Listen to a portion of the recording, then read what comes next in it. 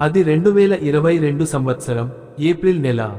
సిక్కోలు జిల్లా సరుబుజ్జిలి మండలంలోని ఒక చిన్న గ్రామం వెన్నెలవలస.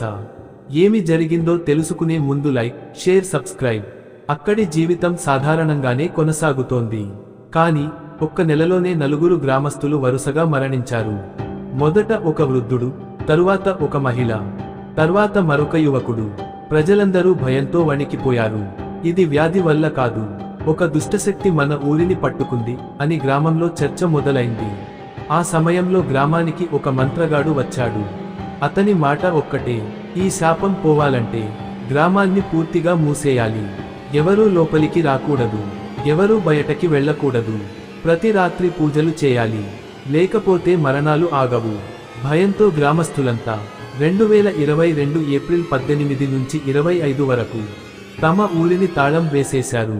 స్కూల్కి తాళాలు, గ్రామ సచివాలయానికి తాళాలు, ప్రతి రహదారి మీద అడ్డంకులు. అది ఒక అదృశ్య శక్తి కట్టుబాటు లాగా కనిపించింది. కానీ ఈ వార్త బయటకి వెళ్ళింది.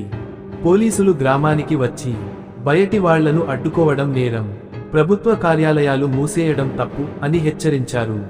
చివరికి స్కూల్ తెరిపించారు. సచివాలయం మళ్లీ ప్రారంభమైంది. చెక్పోస్టులు తొలగించబడ్డాయి.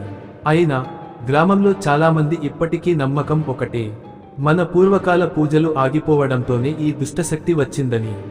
ఇది ఒక సాధారణ మరణాల క్రమమా, లేక నిజంగానే ఆ ఊరిని ఒక దుష్టశక్తి వేటాడిందా?